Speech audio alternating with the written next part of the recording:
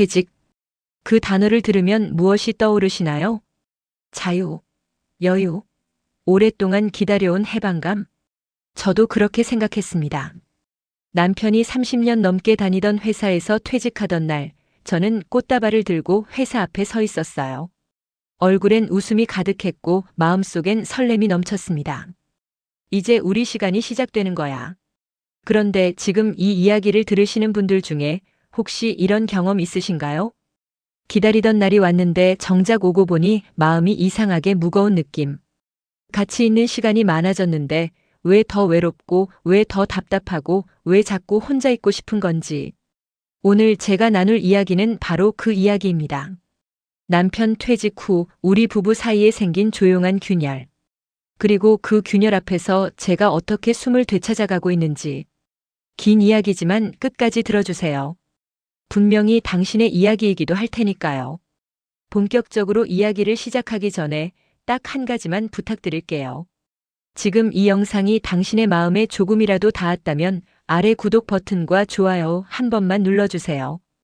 이 채널은 거창한 성공 이야기보다 일상 속 작고 소중한 감정들을 나누는 공간입니다. 화려하지 않아도 누군가의 마음에 꼭 맞는 이야기를 하고 싶어요.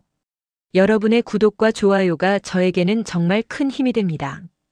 그리고 이 이야기가 비슷한 상황에 있는 누군가에게 닿을 수 있도록 주변에도 공유 부탁드립니다. 자, 그럼 이제 진짜 이야기를 시작할게요. 그날은 3월이었습니다. 아직 바람이 차가웠지만 햇살은 봄을 기다리는 듯 조금 따뜻했어요. 저는 아침 일찍 일어나 꽃집에 들러 봄 꽃들을 한 아름 샀습니다. 노란 프리지아, 분홍 튤립, 하얀 안개꽃. 색이 화사했어요. 마음도 그만큼 화사했으니까요. 남편의 퇴직식이 있던 날이었습니다. 저는 오후 내내 설레었어요. 마치 오래전 남편을 처음 기다리던 그 감정처럼. 젊은 시절 약속 장소에서 남편을 기다릴 때의 두근거림. 그 감정이 30년이 훌쩍 넘어서 다시 찾아온 것 같았습니다. 회사 앞에서 남편이 나오는 걸 봤을 때 저는 손을 흔들었어요. 남편의 표정은 복잡했습니다. 웃고 있었지만 눈 어딘가가 헛헛해 보였어요. 30년을 출근하던 건물의 유리문이 마지막으로 닫히는 것을 보는 사람의 표정. 그 감정이 무엇인지 저는 그날 완전히 이해하지 못했습니다. 수고했어. 이제 진짜 쉬어. 저는 꽃다발을 건네며 웃었고 남편은 그걸 받으며 머쓱하게 웃었어요. 집으로 돌아오는 차 안에서 우리는 작은 외식 계획을 세웠습니다. 오랫동안 가고 싶었던 한정식집. 남편이 좋아하는 갈비찜이 있는 곳이었어요. 그날 저녁 우리는 마주 앉아 오랜만에 여유롭게 식사를 했고 소주도 한 잔씩 나눴어요. 이제 뭐 하고 싶어? 제가 물었습니다. 남편은 잠시 생각하더니 말했어요. 그냥 좀 쉬고 싶어. 저는 그 말이 참 좋았습니다. 쉬고 싶다는 말. 평생 쉬지 않고 달려온 사람이 처음으로 꺼낸 그 말이 왠지 뭉클하기도 했어요. 그날 밤 저는 오랫동안 기억 속에만 있던 꿈들을 꺼내보았습니다. 남편과 둘이 제주도 한 달 살기, 유럽 여행, 매주 토요일마다 가는 근교 카페 투어, 텃밭 가꾸기, 함께 요리 배우기, 아이들이 독립한 이후 처음으로 진짜 우리만의 시간을 보낼 수 있다는 생각에 가슴이 두근거렸어요. 퇴직 후 첫 며칠은 정말 좋았습니다. 남편은 느지막이 일어나 커피를 마셨고 저는 그 옆에서 책을 읽었어요. 오후엔 함께 동네 산책도 했고 저녁엔 같이 TV를 봤습니다. 오랫동안 꿈꾸던 장면들이 펼쳐지는 것 같았어요. 그런데 그게 며칠 지나지 않아서였습니다. 뭔가 이상한 느낌이 스물스물 올라오기 시작한 건 처음엔 그냥 적응 기간이라고 생각했어요. 남편도 저도 함께하는 시간에 익숙해지는데 시간이 필요할 거라고. 30년 넘게 각자의 리듬으로 살아왔으니 그 리듬을 맞춰가는데 시간이 걸리는 건 당연한 거라고. 하지만 그 이상한 느낌은 적응이 되면서 사라지는 게 아니었습니다. 오히려 시간이 지날수록 조금씩 더 선명하게 제 안에서 자라났어요. 그 느낌의 정체가 무엇인지 저는 한동안 제대로 들여다보지 못했습니다. 그냥 내가 너무 예민한가 보다. 그냥 내가 너무 오랫동안 혼자 지내서 이러는 거겠지. 그렇게 스스로를 타일렀어요. 하지만 어느 날 아침 설거지를 하다가 저도 모르게 한숨을 크게 쉬는 제 자신을 발견했을 때 저는 비로소 인정하게 되었습니다. 아, 나는 지금 숨이 막히고 있구나. 기다리던 날이 왔는데 나는 왜 숨이 막히는 걸까? 그 질문은 생각보다 훨씬 깊은 곳으로 저를 데려갔습니다. 남편과 저는 중매로 만났습니다. 지금으로부터 35년 전 지인의 소개로 처음 만났어요. 첫 만남에서 남편은 과묵했고 저는 수다스러웠어요. 서로 정반대처럼 보였지만 묘하게 잘 맞는다는 느낌이 있었어요. 남편은 성실한 사람이었습니다. 약속을 지키고 말보다 행동이 앞서는 사람. 결혼 후에도 그 성격은 변하지 않았어요. 이른 아침에 출근해서 늦은 밤에 돌아오는 삶을 30년 넘게 반복했고 주말에도 회사 일이 있을 땐 나가는 사람이었습니다. 저는 그 시간 동안 혼자 집을 지켰습니다. 아이 둘을 키우고 살림을 꾸리고 시댁 일도 챙기면서 바쁘다고 느낀 적도 있었고 외롭다고 느낀 적도 있었지만 그게 당연한 줄 알았어요. 그게 내 몫인 줄 알았습니다. 그래서인지 남편이 없는 시간들이 제게는 자연스럽게 제 공간이 되었어요. 아침에 혼자 마시는 커피, 좋아하는 TV 프로그램을 마음껏 보는 오후, 마트에 혼자 가서 천천히 장을 보는 시간, 친구들과 수다를 떠는 점심 약속, 아무것도 하지 않고 베란다에서 멍하니 하늘을 보는 시간, 그것들이 제 삶의 리듬이었습니다. 남편이 퇴직하면서 그 리듬이 흔들리기 시작했어요. 처음엔 작은 것들이었습니다. 아침에 혼자 커피를 마시던 식탁에 이제 남편이 함께 앉아 있었어요. 나쁜 게 아니었어요. 그냥 달랐습니다. 조용히 창밖을 바라보며 오늘 하루를 정리하던 그 15분이 이제는 뉴스 소리와 남편의 오늘 날씨 어때? 그 같은 말들로 채워졌어요. 그게 나쁜 게 아니에요. 그냥 달랐습니다. 하지만 달라진 것들이 하나씩 하나씩 쌓여갔어요. 혼자 보던 TV 프로그램을 이제는 남편과 함께 봐야 했고 남편은 리모컨을 쥐면 채널을 자꾸 스포츠 채널로 돌렸어요. 마트에 가면 남편이 따라오고 싶어 했고 저는 혼자 가던 그 시간의 자유로움을 설명할 방법이 없었습니다. 친구와의 점심 약속이 있다고 하면 남편은 나도 같이 가면 안 돼? 라고 물었어요. 그 질문이 얼마나 나를 불편하게 했는지. 그리고 그 불편함을 느끼면서 동시에 나는 왜 이런 걸 불편해하는 걸까 하고 저 자신이 싫어지기도 했어요. 그게 그 시절 제 안의 풍경이었습니다. 제 친구 중에 비슷한 경험을 한 사람이 있었어요. 그 친구의 남편도 일찍 퇴직을 했거든요. 친구는 그때 제게 말했었습니다. 처음엔 좋아. 근데 있잖아, 한 달 지나면 달라. 집에 누군가 계속 있다는 게 이렇게 피곤한 일인 줄 몰랐어. 그때 저는 그 말에 충분히 공감하지 못했어요. 에이, 그래도 외로운 것보다는 낫지 않아? 남편이 건강하게 곁에 있다는 게 얼마나 좋은 일이야. 저는 그렇게 말했었습니다. 그리고 그 말을 진심으로 믿었어요. 그런데 지금 제가 딱 그 상황이 됐습니다. 친구에게 전화를 할까 몇 번 생각했어요. 근데 그게 왜인지 부끄러웠어요. 내가 그때 그런 말을 했으니까요. 그리고 무엇보다 이런 감정을 입 밖에 꺼내는 게 뭔가 잘못된 일 같아서요. 남편이 집에 있어서 힘들다고. 그 말을 누군가에게 하면 나는 어떤 사람이 되는 걸까? 남편을 싫어하는 나쁜 아내? 행복을 모르는 배부른 사람? 그래서 저는 한동안 그 감정을 혼자 안고 있었습니다. 속으로만. 퇴직 후 한 달이 지났을 무렵이었어요. 어느 날 저는 혼자 마트에 다녀왔습니다. 남편이 잠깐 낮잠을 자는 틈을 타서 몰래 나오듯 집을 나왔어요. 몰래라는 말이 이상하게 들릴 수 있지만 정말 그런 느낌이었습니다. 남편이 깨기 전에 얼른 나가자 싶은 마음. 차를 몰고 마트로 가는 길에 라디오를 켰어요. 음악이 흘러나왔고 창문을 조금 열었더니 봄바람이 들어왔습니다. 그 순간 저는 깊게 숨을 쉬었어요. 그리고 깨달았습니다. 오늘 처음으로 제대로 숨을 쉬었다는 걸. 마트 안을 걸어 다니는데 이상하게 기분이 좋았어요. 아무것도 특별한 것 없는 평범한 마트인데 혼자라는 게 이렇게 좋을 수 있나? 천천히 채소를 고르고 좋아하는 간식을 장바구니에 담고 아무도 이거 왜 사하고 묻지 않는 그 공간이 그렇게 편할 수가 없었습니다. 집에 돌아오면서 저는 생각했어요. 나는 지금 내 집에서 나만의 공간을 찾아 마트를 피난처로 삼고 있구나. 이게 정상적인 건가? 이게 우리 부부의 문제인가 아니면 내 문제인가? 그 질문이 오래도록 머릿속에 맴돌았습니다. 남편이 퇴직하고 나서 가장 먼저 달라진 건 소리였습니다. 집이 시끄러워졌어요. 남편은 TV를 좋아합니다.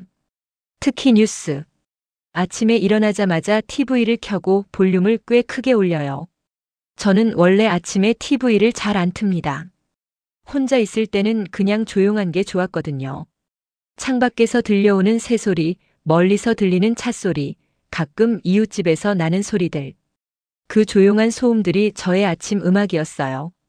근데 이제 아침마다 뉴스 앵커 목소리가 울려 퍼집니다. 큰 소리는 아니에요. 그냥 TV 소리. 어느 집에나 있는 그 소리. 그런데 그게 왜 그렇게 신경이 쓰이는지. 처음엔 그냥 지나쳤어요. 시간이 지나면 익숙해지겠지 했어요. 그런데 이상하게도 익숙해지는 게 아니라 오히려 더 예민하게 느껴졌습니다. 남편은 TV를 보면서 말을 자주 했어요. 저 정치인은 왜 저러는 건지 모르겠어. 요즘 물가가 너무 오른다, 그렇지? 저 사람 예전에 뭔가 사건이 있지 않았어? 대화를 하고 싶은 거라는 걸 저도 알아요. 30년을 직장에서 사람들과 이야기하던 사람이 이제 집에 돌아와 이야기 상대를 찾고 있는 거잖아요. 그건 충분히 이해할 수 있었습니다. 하지만 저는 아침에 말을 많이 하는 편이 아니에요. 아침은 저만의 시간이었어요. 생각을 정리하고 오늘 하루를 천천히 시작하는 시간. 말을 많이 하지 않아도 괜찮은 그냥 존재만으로 충분한 시간. 그런데 이제 그 시간에 남편의 코멘트가 계속 들어왔어요. 작은 것들이었어요. 하나하나는 아무것도 아닌 것들이에요. 커피가 왜 오늘 좀 싱겁지? 어제 날씨 좋았는데 오늘은 흐리네. 점심은 뭐 먹을까? 각각 따로 놓고 보면 아무 문제가 없는 말들이에요. 하지만 그게 매일 하루 종일 이어졌을 때, 저는 어느 순간부터 그 말들이 들릴 때마다 미세하게 어깨가 올라가는 걸 느끼기 시작했어요. 가장 힘들었던 건 식사 시간이었습니다. 남편은 먹는 것에 대해 꽤 예민한 사람이에요. 회사 다닐 때는 어차피 점심은 밖에서 먹고 저녁도 늦게 먹거나 간단히 먹는 날이 많아서 그냥 넘어갔는데 이제 세 끼를 다 집에서 먹으니까요. 오늘 반찬이 좀 짜네. 국이 조금 심심한 것 같은데. 이거 어제도 나온 거 아니야? 비난이 아니에요. 정말로 비난하려는 게 아니라는 거 알아요. 그냥 자기 생각을 말하는 거예요. 남편은 원래 그런 사람이니까요. 느끼는 걸 그냥 말하는 사람. 근데 저는 그 말들이 쌓일수록 점점 부엌이 싫어지기 시작했어요. 아침을 준비하면서 오늘은 뭐라고 할까 하는 생각이 먼저 들었어요. 그 생각 자체가 저를 피곤하게 만들었습니다. 한 번은 된장찌개를 끓이다가 간을 볼 때 나도 모르게 손이 멈췄어요. 이게 짠 건지 싱거운 건지 이제 잘 모르겠다는 생각이 들었거든요. 30년 넘게 밥을 해왔는데 갑자기 자신이 없어졌어요. 아니, 자신이 없어진 게 아니라 내 기준보다 남편의 기준이 더 중요한 것 같은 이상한 감각이 생긴 거예요. 그날 저녁 된장찌개를 내놓으면서 저는 긴장했어요. 남편이 한 숟가락 떠서 먹고는 말했습니다. 오늘은 딱 좋다. 저는 그 말에 안도했어요. 그리고 그 안도감이 드는 제 자신이 좀 슬펐습니다. 왜 나는 지금 된장찌개 간을 마치고 나서야 안도하고 있는 걸까? 소리 이야기를 좀 더 해야 할 것 같아요.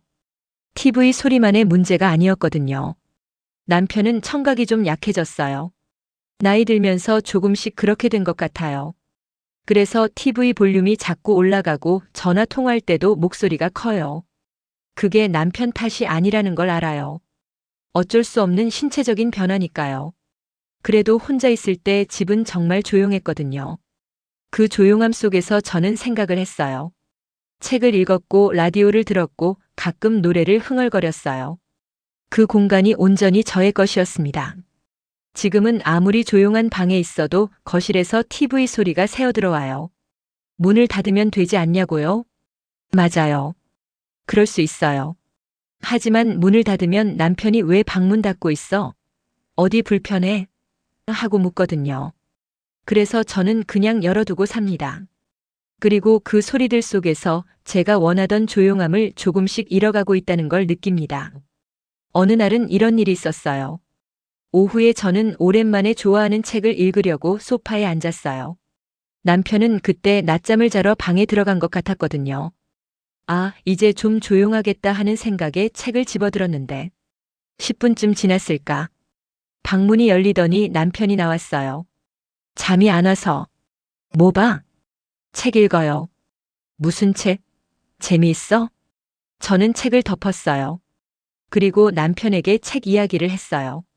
남편은 관심 없는 척 하면서도 옆에 앉아서 TV를 켰고 저는 책을 무릎 위에 올려놓은 채로 TV를 같이 보게 됐어요. 그날 저는 그 책을 다 읽지 못했습니다. 별거 아닌 일이에요. 책 하나 다 못 읽은 거잖아요. 언제든 다시 읽으면 되는 거고. 근데 이상하게 그게 좀 서운했어요. 서운함의 이유를 설명하기가 어려웠습니다. 남편이 뭘 잘못한 것도 아니고 남편이 나쁜 것도 아니고 그냥 저는 혼자서 책을 읽고 싶었고 그 시간이 방해를 받았고 그게 싫었습니다. 하지만 그걸 말로 표현하는 게 너무 어려웠어요. 나 지금 혼자 있고 싶어. 그 말이 왜 이렇게 꺼내기 어려운 건지.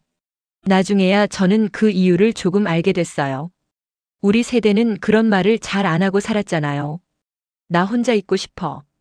이 말은 어딘가 이기적인 말 같고 관계를 거부하는 말 같고 상대방을 거절하는 말처럼 느껴지는 세대가 있었으니까요.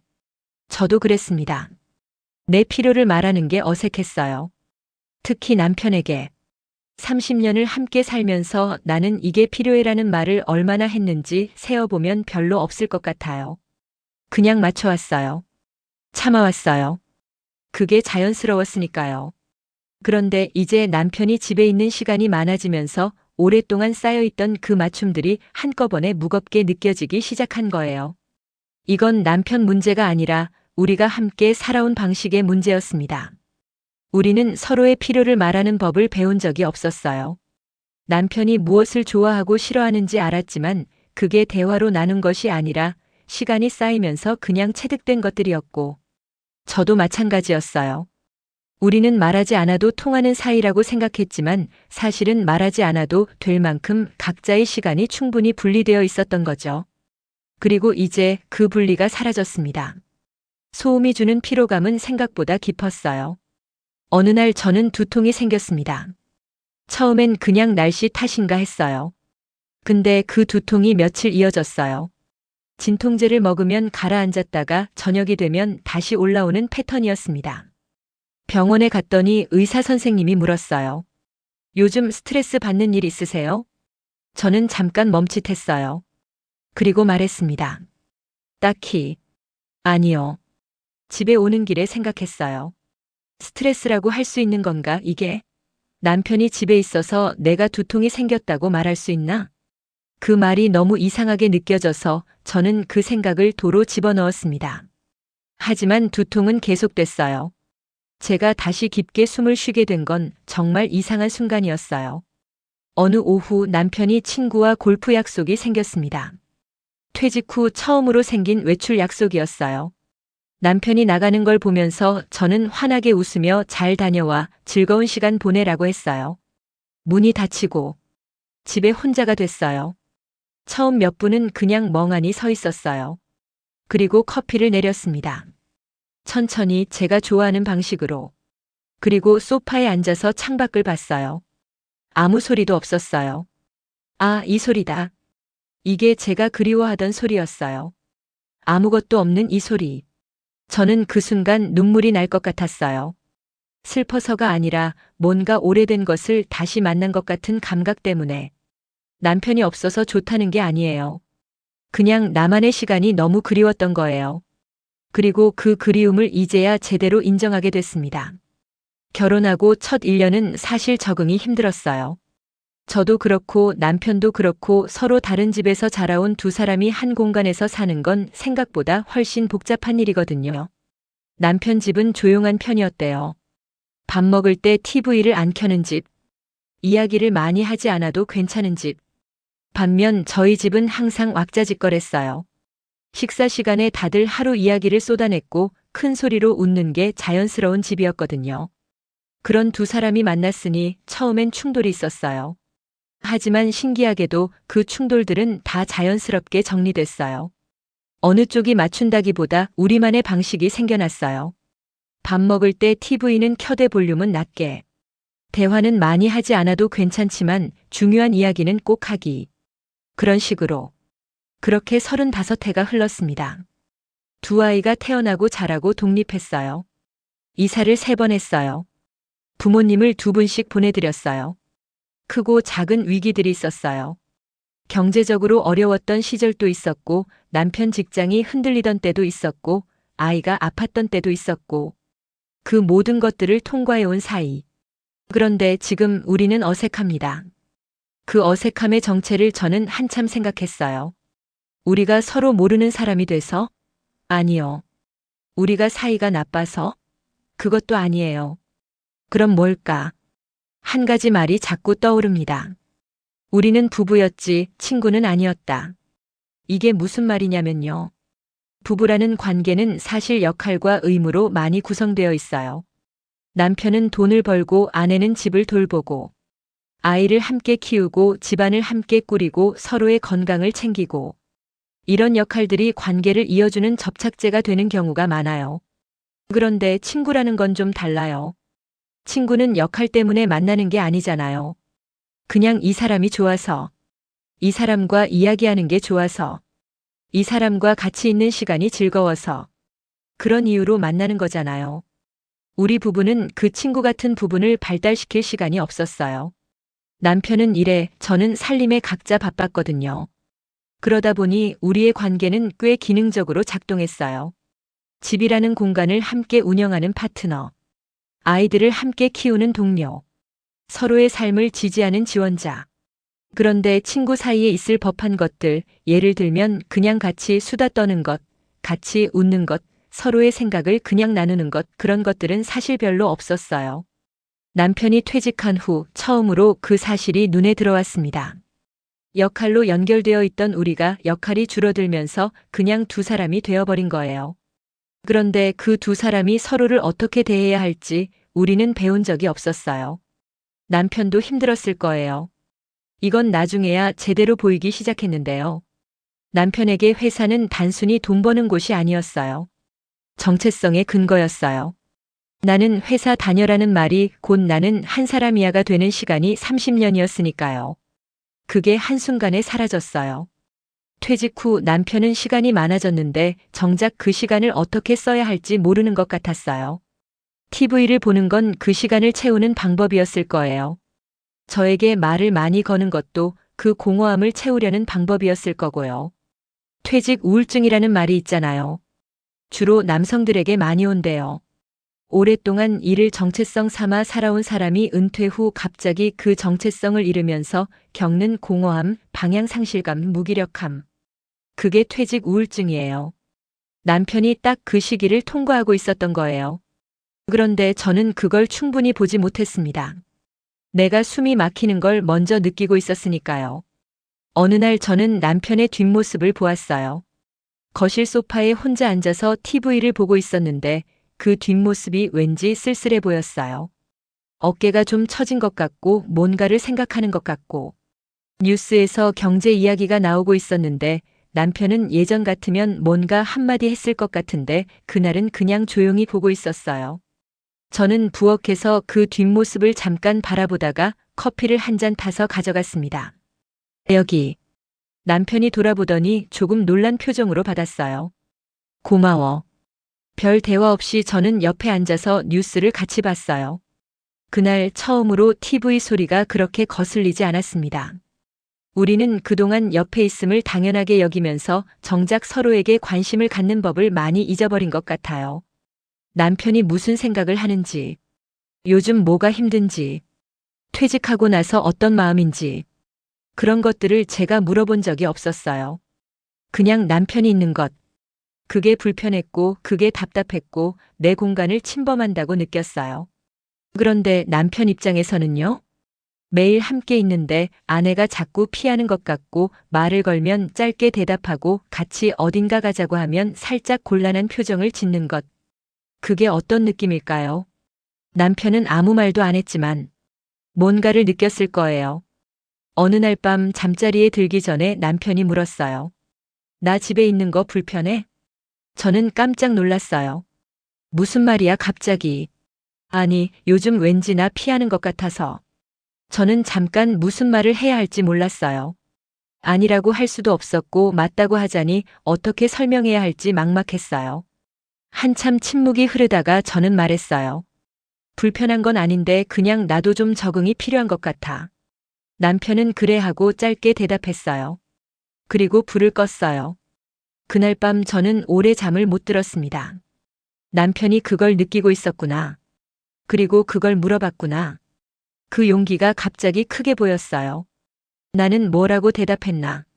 적응이 필요하다는 말은 너무 모호하고 너무 안전한 말이었어요. 진짜 하고 싶었던 말은 뭐였을까? 나는 혼자 있는 시간이 필요해. 그게 당신이 싫어서가 아니라 내게 꼭 필요한 시간이기 때문에. 그 말을 하고 싶었는데 하지 못했어요. 우리 세대의 부부들 많이들 비슷하지 않을까요? 감정을 말로 표현하는 게 서툴고 필요를 부탁하는 게 어색하고 불만을 이야기하면 관계가 흔들릴 것 같아서 그냥 참는 그런 방식으로 수십 년을 살아온 사람들. 그 방식이 나쁜 건 아니에요. 그 방식 덕분에 우리는 많은 것들을 버텨왔으니까요. 근데 이제 우리는 새로운 국면을 맞이했어요. 하루 종일 함께 있어야 하는 시간. 역할로 연결되는 게 아니라 그냥 사람과 사람으로 마주 앉아야 하는 시간. 그 시간 앞에서 우리는 다시 배워야 합니다. 처음 연애할 때처럼, 서로를 알아가는 것처럼, 30년을 함께 살았어도 우리에겐 아직 배워야 할 것들이 남아 있었습니다. 혼자 있는 시간이 필요하다는 걸 인정하고 나서 저는 그 다음 질문 앞에 서게 됐어요. 그럼 어떻게 해야 하지? 이 감정을 남편에게 솔직하게 말해야 할까? 말하면 남편이 상처받지 않을까? 어떻게 말해야 상처를 덜 주면서 내가 원하는 걸 전달할 수 있을까? 아니면 그냥 내가 알아서 시간을 만들면 될까? 남편 눈치 안 보고 내가 하고 싶은 것들을 그냥 하면 될까? 아니면 사실 이건 내가 너무 예민한 거고 더 노력하면 해결될까? 머릿속에서 이 질문들이 빙글빙글 돌았어요. 어느 날 저는 오랜 친구에게 전화를 했습니다. 아까 이야기한 그 친구요. 남편이 일찍 퇴직해서 비슷한 상황을 먼저 겪은 친구. 있잖아, 나 그때 네 말을 못 알아들었어. 친구가 잠깐 웃더니 말했어요. 나도 처음에 그랬어. 그게 이상한 거라고 생각했거든. 근데 알고 보니까 꽤 많은 사람들이 그런데. 어떻게 했어, 그래서? 친구가 잠깐 생각하다가 말했어요. 말했어. 그냥 직접. 뭐라고? 나한테 혼자 있는 시간이 필요하다고. 그게 당신이 싫어서가 아니라 내가 나를 충전하는 방식이라고. 처음엔 남편이 좀 서운해했어. 근데 말 안 하고 계속 피하는 것보다는 훨씬 나았어. 저는 그 말을 듣고 한동안 아무 말을 못했어요. 나는 그 말이 너무 어려워. 알아. 나도 그랬어. 근데 있잖아, 말하지 않으면 상대방은 영원히 모르거든. 남편이 나쁜 게 아니라 그냥 모르는 거야. 알려줘야 해. 그날 밤 저는 오랫동안 생각했어요. 말한다는 것. 내 필요를 말한다는 것. 왜 그게 이렇게 어려운 걸까? 아마도 오랫동안 내 필요보다 가족의 필요를 먼저 챙겨온 시간들이 쌓여서인 것 같아요. 아이들이 어릴 때는 아이들의 필요가 먼저였고, 남편의 직장이 힘들 때는 남편이 먼저였고, 시부모님이 편찮을 때는 그분들이 먼저였어요. 그러다 보니 나는 뭐가 필요해라는 말은 사치처럼 느껴졌어요. 내 필요를 주장하는 건 이기적인 것, 가족을 우선시하지 않는 것처럼 느껴지는 오랜 습관이 있었던 거예요. 근데 이제 아이들은 독립했고 시부모님도 안 계시고 남편은 퇴직했어요. 이제 누군가의 필요를 위해 내 것을 뒤로 미뤄야 할 이유가 없어요. 이제 나도 내 필요를 말해도 될 때가 됐어요. 근데 그게 왜 이렇게 어색한 건지. 저는 결심했어요. 말하기로. 단번에 다 말하는 게 아니라 조금씩. 처음 꺼낸 말은 아주 작은 것이었어요. 있잖아, 나 아침에 커피 마시면서 좀 조용히 있고 싶어서. 그 시간엔 TV 좀 나중에 켜도 돼? 남편이 의아한 표정으로 봤어요. 왜? 뭔가 불편해? 불편한 건 아닌데 나 원래 아침에 조용한 걸 좋아하거든. 그냥 그 시간이 나한테 중요해서. 남편은 잠깐 생각하더니 말했어요. 그래, 그럼 방에서 볼게. 그게 다였어요. 저는 그 짧은 대화가 끝나고 의외로 눈물이 핑 돌았어요. 이렇게 쉬운 거였나? 아니, 쉬운 게 아니었어요. 이 말 한마디를 꺼내기까지 몇 주가 걸렸으니까요. 하지만 말하고 나니까 이렇게 간단히 해결이 됐어요. 그 이후로 저는 조금씩 더 말하게 됐어요. 나 오늘 혼자 마트 갔다 올게. 친구 만나고 올 건데 점심은 간단히 챙겨 먹어. 나 오후에 책 좀 읽으려고. 그 시간엔 조용히 있어도 돼? 처음엔 말할 때마다 좀 어색했어요. 마치 허락을 구하는 것 같기도 하고 남편이 서운할 것 같기도 하고. 하지만 남편은 생각보다 훨씬 잘 받아들였어요. 어떤 날은 그래, 나도 오늘 좀 나가볼까 하면서 자기 일정을 만들기도 했고, 어떤 날은 알겠어. 나는 TV 볼게 하면서 각자의 시간을 보내기도 했어요. 우리는 그렇게 조금씩 우리만의 리듬을 만들어가기 시작했어요. 그 과정에서 알게 된 것들이 있어요. 첫 번째, 남편은 내가 생각한 것보다 훨씬 유연한 사람이었다는 것. 저는 남편이 고집스럽고 자기 방식을 바꾸는 게 쉽지 않은 사람이라고 생각해왔어요. 30년을 지켜보면서 쌓인 이미지가 있으니까요. 근데 이상하게도 작은 것들을 말로 요청하면 남편은 대부분 들어줬어요. 별 저항 없이. 내가 말하지 않아서 모르는 것이었지, 말하면 충분히 달라질 수 있는 것들이 많았어요. 두 번째, 나만의 시간을 갖는 것이 우리 관계에 오히려 도움이 됐다는 것. 혼자 있다가 남편과 함께하면 전보다 훨씬 편안한 마음으로 대화가 됐어요. 내 공간을 빼앗기는 느낌이 없으니까 오히려 남편과 함께하는 시간이 좋아지기 시작했어요. 마치 맛있는 음식을 먹을 때, 배가 좀 고플 때 더 맛있는 것처럼 혼자 있고 나서 함께하는 시간이 더 달게 느껴졌어요. 세 번째, 남편도 자기만의 시간이 필요하다는 것. 처음엔 남편이 계속 저한테 붙어 있으려 한다고 느꼈는데 사실 남편도 뭘 해야 할지 몰라서 그랬던 거예요. 제가 내 시간을 찾아가기 시작하면서 남편도 자기만의 것들을 찾기 시작했어요. 친구에게 연락해서 골프를 다시 시작했고 혼자 동네 도서관에 가기도 했고 지역 노인복지관에서 하는 컴퓨터 수업에 등록하기도 했어요. 남편에게도 자기만의 공간이 필요했던 거예요. 저처럼. 서로의 공간이 생기니까 신기한 일이 일어났어요. 어느 날 남편이 도서관에서 돌아오면서 말했어요. 거기서 유럽 여행 기획문 책을 봤는데 거기 나오는 프랑스 시골 마을 사진이 너무 좋더라고. 나중에 한번 가보자. 저는 깜짝 놀랐어요. 남편이 먼저 여행 이야기를 꺼낸 게 처음이었거든요. 저는 환하게 웃으며 말했어요. 진짜? 나도 프랑스 가고 싶었는데. 그날 우리는 오랜만에 저녁을 먹으면서 여행 이야기를 신나게 했어요. 어디를 가고 싶은지, 어떤 걸 먹어보고 싶은지, 며칠이나 있을 건지. 그 대화가 너무 즐거웠어요. 이게 친구 같은 느낌이구나 하는 생각이 들었어요. 우리도 이런 대화를 할 수 있는 사람들이었구나. 나를 잃지 않으면서 같이 사는 법. 그게 우리 부부의 숙제가 되었어요. 정답이 있는 숙제는 아니에요. 정답이 있는 문제라면 벌써 누군가 알려줬겠죠. 각자의 시간과 함께하는 시간의 비율은 부부마다 다를 거예요. 어떤 방식으로 대화하는지도 다를 거고, 무엇이 나만의 시간인지도 다 달라요. 우리 부부가 찾아가는 방법이 다른 누군가에게 완벽히 맞지 않을 수도 있어요. 하지만 한 가지는 공통이라고 생각해요. 말해야 한다는 것. 말하지 않으면 상대방은 모릅니다. 30년을 함께 살았어도 내 마음을 말하지 않으면 상대방은 짐작만 할 뿐이에요. 사랑하는 사람에게 내 필요를 말하는 것. 그게 관계를 깨는 게 아니라 오히려 관계를 더 깊게 만드는 일이라는 걸 저는 이제야 배우고 있습니다. 어느 날 아침이었어요. 저는 커피를 내리면서 창밖을 봤어요. 날씨가 좋았습니다. 가을이 시작되는 맑은 하늘, 바람이 좀 있을 것 같은 그런 날씨. 남편은 소파에 앉아서 신문을 보고 있었어요. 저는 잠깐 망설이다가 말했어요. 여보, 우리 같이 산책이라도 할까? 남편이 신문에서 고개를 들었어요. 산책? 응. 저 앞에 공원 있잖아. 한 번도 같이 간 적 없는 것 같아서. 남편이 잠깐 신문을 접더니 일어났어요. 그러자 공원까지는 걸어서 10분쯤 됩니다. 우리는 나란히 걸었어요. 처음엔 아무 말도 없었어요. 그냥 걸었어요. 가을 나무들이 아직 초록빛을 유지하고 있었고 강아지를 산책시키는 사람들이 지나갔고 어린 아이가 자전거 타는 연습을 하다가 넘어져서 울고 있었어요.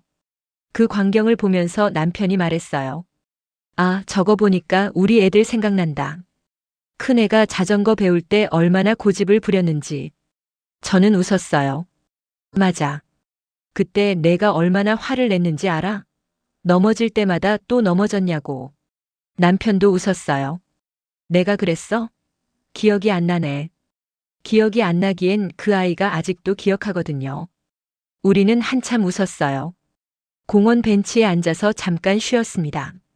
나무 사이로 햇살이 들어오고 새소리가 들렸어요. 남편이 조용히 말했어요.